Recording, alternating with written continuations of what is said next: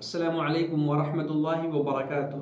अल्हम्दुलिल्लाह वस्सलातु वस्सलामु अला रसूलिल्लाह व अला आलिहि व अस्हाबिहि अजमईन, अम्मा बाद। मेरा सम्पूर्ण दाजुभाइ तथा दिदीबहिनीहरू, आज हामीहरूको यो चौथो पाठ हो अनि आज हामीहरू यो बुझ्नेछौँ कि इबादत अर्थात् उपासना, आराधना, भक्ति र पूजा पाठमा दिखावा गर्नु यो जायज छैन र त्यसै गरी अपशगुन, अमङ्गल, अलक्षिणता जस्तो कुराहरू जुन छन् त्यसबाट हामीलाई सधैँ सचेत रहनुपर्छ, बाँच्नुपर्छ। मेरो भाइहरू, शिर्क दुई प्रकारको हुन्छ। एउटा ठुलो शिर्क, अर्को चाहिँ सानो शिर्क। हामीले दुवैबाट बाँच्ने प्रयास गर्नुपर्छ। कुनै व्यक्तिले ठुलो शिर्क गर्यो भने त्यो इस्लामबाट खारिज हुन्छ, त्यसको इमान चाहिँ बर्बाद भइहाल्छ, गइहाल्छ। जस्तो कि अल्लाहको साथमा अरू कसैको इबादत गर्नु, उपासना गर्नु, अरू कसैसित दुआ माग्नु, यस्तो कुराहरू। दोस्रो चाहिँ सानो शिर्क। सानो शिर्क भन्नाले कि जुन यदि त्यो व्यक्तिले गर्दछ भने त्यो त इस्लामबाट खारिज हुँदैन, तर त्यसको इमान कमजोर भइहाल्छ, दुर्बल भइहाल्छ। त्यसको इमान चाहिँ अलिक कमजोर भइहाल्छ अनि बिस्तारै बिस्तारै त्यो शिर्क अकबर अर्थात् ठुलो शिर्कसम्म पनि पुगिहाल्छ। र त्यसै गरी चाहिँ यो शिर्क असगर जुन छ मेरो भाइहरू, यसबाट पनि हामीले सचेत रहनुपर्छ, किनभने यो हाम्रो लागि खतरनाक हुन्छ। यसबाट इस्लामबाट मनुष्य चाहिँ खारिज हुँदैन। जस्तो कि इबादत गर्दाखेरि त्यसमा चाहिँ देखावा गर्नु, प्रसिद्धि प्राप्तिको लागि, प्रसन्नता प्राप्तिको लागि, मेरो तारिफ गर्छन्, मेरो प्रशंसा गर्छन्, मनुष्यहरूलाई दिखाउनुको लागि कुनै पनि प्रकारको इबादत, उपासना, भक्ति, दान, पुण्य गर्नु मेरो भाइहरू अल्लाहको लागि नै गरिरहेको छ त्यो व्यक्ति, तर देखावा गरिरहेको छ भने यो शिर्क असगर हो। त्यसै गरी अल्लाह बाहेक अरू कसैको कसम खानु यो पनि शिर्क असगर हो।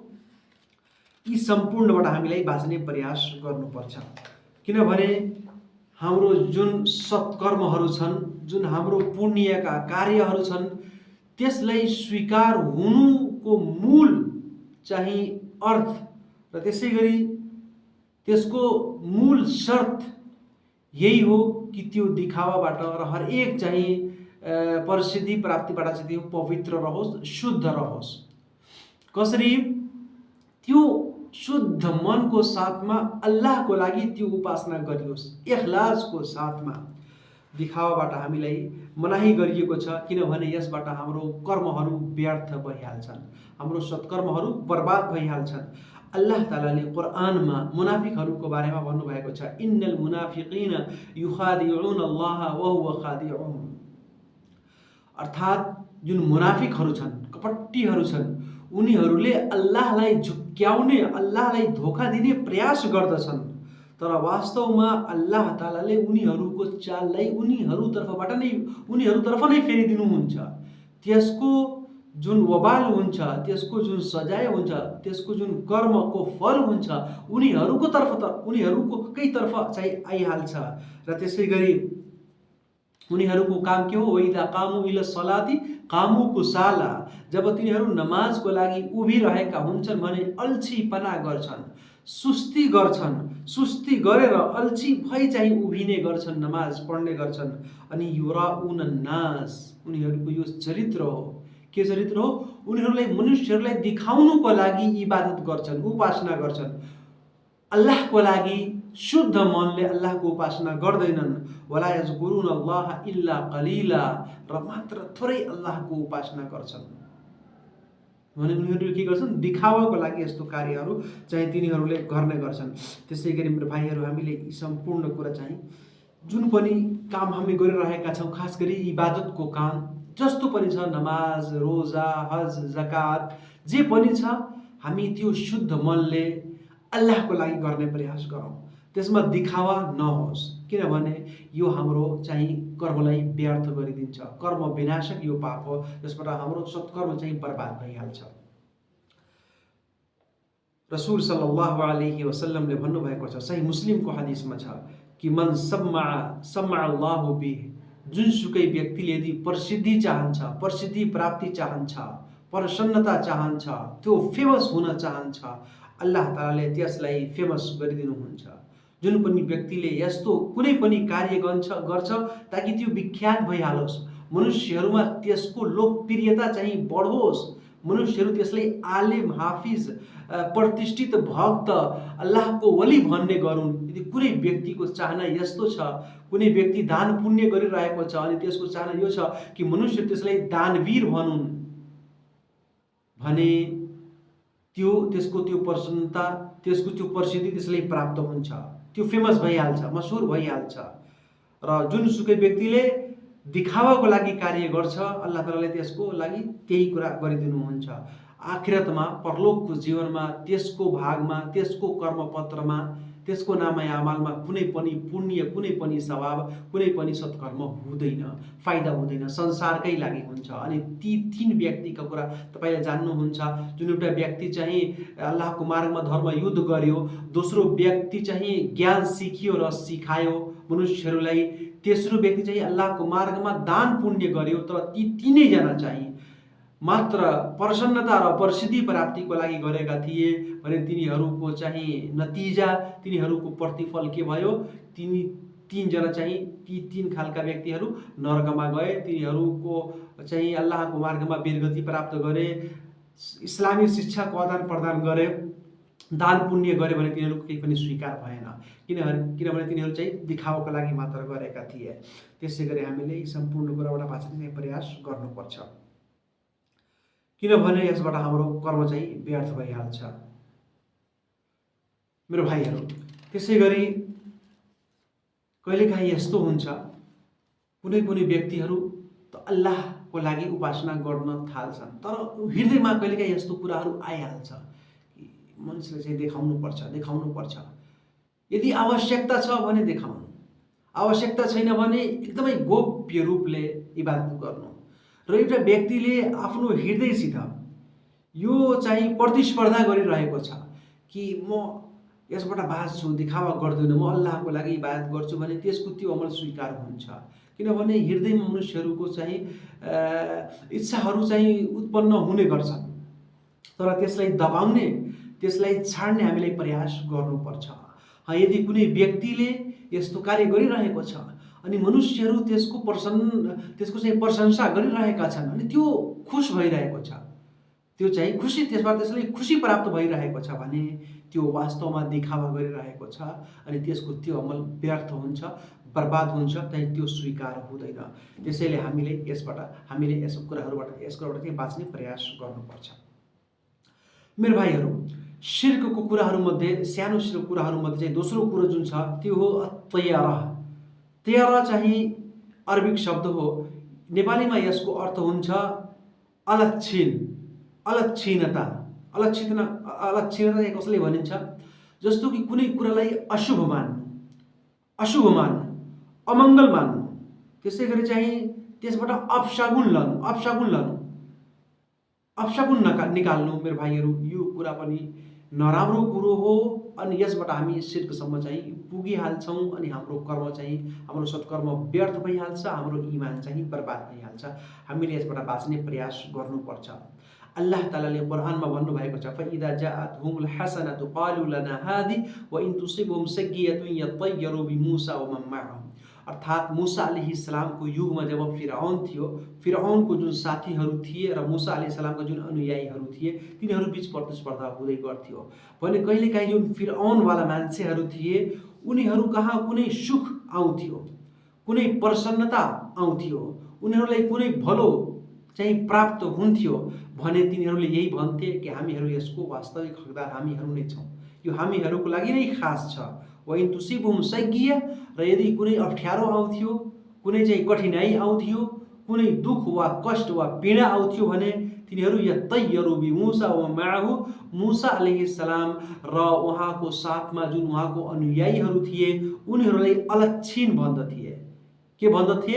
कि यिनीहरूको कारणै हामीमाथि यस्तो यस्तो कुराहरू आइरहेको छ, यदि यिनीहरू हुँदैनथे भने हामी चाहिँ एकदमै सुखद सुशान्ति चाहिँ आनन्दित भएर हामी बस्थे भने उनीहरूलाई अलक्षीण भन्थे मूसा अलैहिस्सलाम र उहाँका साथीहरूलाई। अल्लाह तालाले यसबाट मनाही गर्नुभएको छ। कुनै पनि प्रकारको अपशगुन, अमङ्गल, अशुभ, अलक्षीणको कुरा इस्लाम धर्ममा छैन। जुन कुराहरूबाट बाँच्ने, सचेत र सावधान रहने अल्लाह तालाले हामीले बताउनु भएको छ, त्यसबाट हामीले बाँच्ने प्रयास गर्नुपर्छ। अरब रसुल सल्लल्लाहु अलैहि वसल्लमको युगमा वा त्यसभन्दा पहिले अनभिज्ञताको युगमा अरबका वासीहरू पनि यस्तो गर्ने गर्थे। तिनीहरूले के गर्थे, जब यात्राको विचार गर्थे, कुनै पनि तरफ यात्रा गर्ने तिनीहरू चाहिँ विचार बनाउँथे भने के भन्थे, एउटा चरा लिएर आउँथे अनि चरालाई चाहिँ उडाउँथे। यदि त्यो चरा दायाँतर्फ उडेर जान्थ्यो भने तिनीहरू आफ्नो त्यस यात्राको शुभारम्भ गर्थे। यदि त्यो चरा चाहिँ बायाँतर्फ देब्रेतर्फ उडेर जान्थ्यो भने तिनीहरू त्यो आफ्नो यात्रालाई, त्यस कार्यलाई चाहिँ स्थगित गरिदिन्थे, रोकिदिन्थे, गर्दैनन्थे। त्यसबाट तिनीहरू चाहिँ अलक्षित र त्यसरी चाहिँ सगुन लिने तिनीहरू प्रयास गर्थे। रसुल सल्लल्लाहु अलैहि वसल्लमले भन्नुभयो, अत्तियारतु शिर्क, वास्तवमा अलक्षिणता चाहिँ यो शिर्क हो, यो शिर्क हो, यसबाट बाँच्ने प्रयास गर्नुपर्छ। हाम्रो यस समयमा पनि, हाम्रो यस चाहिँ समाजमा पनि यस्तो कुराहरू आज पाइन्छ। मनुष्यहरू चाहिँ धेरै कार्यहरू यस्तो गर्छन्, जस्तो कि कुनै व्यक्तिको मृत्यु भएको छ कुनै दिनमा भने यस दिन मेरो लागि, यो दिन मेरो लागि चाहिँ सही छैन, यो मेरो लागि अपशगुन हुन्छ, अमङ्गल हुन्छ, अशुभ हुन्छ, म यो कार्य यस दिनमा गर्दैन, किनभने यस दिनमा मेरो बाउको, मेरो आमाको चाहिँ मृत्यु भएको थियो। मेरो भाइहरू, कुनै कसैको मृत्युले चाहिँ कुनै दिन वा कुनै समय अशुभ वा अमङ्गल हुँदैन। त्यसै गरी कुनै महिनामा विवाह, शादी विवाह नगर्नु, मुहर्रमको महिनामा, सफरको महिनामा, वा त्यसै गरी कुनै तारिख सही छैन, 3, 13, 23 यो तारिख सही छैन, यसमा हामीले चाहिँ विवाह गर्नु हुँदैन। तपाईहरू किन आफ्नो तर्फबाट नियम बनाउँदै हुनुहुन्छ? अल्लाहले बनाएको तारिख र दिन सही छैन? तपाईँ आफ्नो मस्तिष्क, आफ्नो आस्था, आफ्नो विश्वास र आफ्नो इमानलाई सही गर्नुहोस् अनि सत्य मार्गमा हिँड्ने प्रयास गर्नु, किनभने यसबाट चाहिँ धेरै नराम्रो कुराहरू उत्पन्न हुन्छ। कोही व्यक्ति अब बाहिर निस्किरहेको छ आफ्नो दुकान खोल्नुको लागि, कुनै अन्धो व्यक्ति, नेत्रहीन व्यक्तिले त्यसले देख्यो, अब भन्दै मलाई अशुभ भयो, अमङ्गल भयो, आज म यो दुकान खोल्दैन, यदि खोल्छु भने मेरो घाटा हुन्छ, मलाई हानि नोक्सानी भइहाल्छ। बाटो हिँडिरहेका छन्, बाटोमा कुनै तर्फबाट बिरालो आयो, कुनै जनावर आयो, अब त्यसले बाटो काटिदियो, भन्छन् नि यस्तो, बाटो काटिदियो। त्यसमा यो शक्ति छैन मेरो भाइहरू। यदि तपाईको हृदयमा भय छ वा कुनै प्रकारको भ्रम उत्पन्न भइरहेको छ, तपाईलाई भइहाल्छ, तपाईलाई त्यो घटना तपाईको साथमा भइहाल्छ। आफ्नो हृदयलाई मजबुत राख्नुस्, अल्लाह माथि विश्वास राख्नुस्, आस्था राख्नुस्, इमान राख्नुस्, केही पनि हुँदैन। त्यसैले यी सम्पूर्ण कुराबाट बाँच्ने प्रयास गर्नुपर्छ, किनभने यदि हामी यस्तो गर्दैनौँ भने हाम्रो इमान चाहिँ बर्बाद भइहाल्छ। रसूल सल्लल्लाहु अलैहि वसल्लमले भन्नुभएको छ, लैसा मिन्ना मन ततय्यर वला तुतय्यर लहु, जुनसुकै व्यक्तिले अपशगुन लिन्छ, अलक्षित कुराहरू गर्ने गर्छ, अलक्षित विश्वास राख्दछ, त्यसै गरी त्यसको लागि चाहिँ अपशगुन बनाइन्छ, वा त्यसै गरी त्यो ज्योतिषको कुराहरू गरिरहेको छ, वा ज्योतिष कहाँ त्यो गएर तिनीहरूसित कुराहरू सोधिरहेको छ, त्यसको लागि ज्योतिषी कुराहरू गरिएका छन्, वा त्यसै गरी जुन व्यक्ति जादु सिकेको छ, जादु गरिरहेको छ, वा जादु सिकाइरहेको छ अरू व्यक्तिहरूलाई, मेरो भाइहरू, यी सम्पूर्ण व्यक्तिहरूको इस्लामको साथमा केही पनि सम्बन्ध छैन। रसूल सल्लल्लाहु अलैहि वसल्लमले भन्नुभयो, लैसा मिन्ना, त्यो हामी मध्येको होइन। त्यसैले हामीलाई यी सम्पूर्ण कुराबाट बाँच्ने प्रयास गर्नुपर्छ। आफ्नो आस्था र इमानलाई मजबुत बनाउनु, कुनै पनि घटना भएको हुनाले कुनै पनि दिन, कुनै पनि तारिख, कुनै पनि समय अशुभ हुँदैन। हामीलाई यसबारे राम्रोसित बुझ्ने प्रयास गर्नुपर्छ। त्यसै गरी मेरो भाइहरू, यदि कोही व्यक्ति यस्तो कुरामा समावेश भयो, कुनै व्यक्तिको हृदयमा यस्तो कौतूहलताहरू उत्पन्न भए, यस्तो कुराहरू भ्रम, शङ्का, उपशङ्का, सन्देहहरू उत्पन्न भए भने त्यो के गरोस्? रसूल सल्लल्लाहु अलैहि वसल्लमले भन्नुभयो, मन ततय्यर अन हाजतिही फकद अशरक, जुनसुकै व्यक्तिलाई अपशगुनले, अलक्षिणताले वा अमङ्गल कुराहरू जुन हुन्छन्, मनुष्यहरू चाहिँ अपशगुन चाहिँ लिने गर्छन्, यदि त्यसलाई कुनै व्यक्तिले फर्काइदियो, त्यसले कुनै कुरा गरियो, त्यसबाट अपशगुन लियो अनि फेरि त्यो आफ्नो कार्य गरेन भने त्यसले शिर्क गर्यो। सहाबाहरूले सोध्नुभयो, हे अल्लाहको रसूल, यसको प्रायश्चित के हो? रसूल सल्लल्लाहु अलैहि वसल्लमले भन्नुभयो, फेरि त्यसले यो भन्नुपर्छ, त्यस व्यक्तिले चाहिँ यो भन्नुपर्छ, अल्लाहुम्मा ला खैर इल्ला खैरुक वला तैर इल्ला तैरुक वला इलाहा गैरुक। अर्थात् के भन्नुपर्छ कि हे अल्लाह, हर एक भलाइ तपाईको तर्फबाट हुन्छ, हर एक भलाइ, हर एक राम्रा कुराहरू तपाईको तर्फबाट हुन्छ, हर एक भलाइ राम्रा कुराहरूको मालिक र स्वामी तपाई नै हुनुहुन्छ। अनि हरेक जुन अलक्षिणता, अमङ्गल र अशुभ कुराहरू हुन्छन् यो तपाईको तर्फबाट हुन्छन्। तपाई नै यी सम्पूर्ण कुराहरूको मालिक हुनुहुन्छ। तपाईले जुन व्यक्तिलाई केही चाहिँ दुख दिन चाहनुहुन्छ त्यसलाई कसैले रोक्न सक्दैन, कसैलाई चाहिँ बचाउन चाहनुहुन्छ त्यसलाई कसैले पनि केही हानि नोक्सानी पुर्याउन सक्दैन। हर एक कुरा, नफा नोक्सान, घाटा फाइदा, लाभ हानि नोक्सानी क्षति, यी सम्पूर्ण कुराहरूको मालिक हे अल्लाह तपाई नै हुनुहुन्छ। अनि वला इलाहा गैरुक, तपाई बाहेक कोही पनि वास्तविक पूज्य, सत्य पूज्य र सत्य उपास्य छैन। हामीले यो दुआ पढ्नुपर्छ। कुन दुआ? यदि हाम्रो हृदयमा कुनै कुराको कौतूहलता वा कुनै यस्तो भ्रम वा सन्देह वा यस्तो कुराहरू उत्पन्न भइरहेका छन् भने हामी पढिलिउँ यो दुआ। कुन दुआ? अल्लाहुम्मा ला खैर इल्ला खैरुक वला तैर इल्ला तैरुक वला इलाहा गैरुक। यो हामीले पढ्ने प्रयास गर्नुपर्छ मेरो भाइहरू। किनभने मनुष्यको जीवन यस्तै हुन्छ।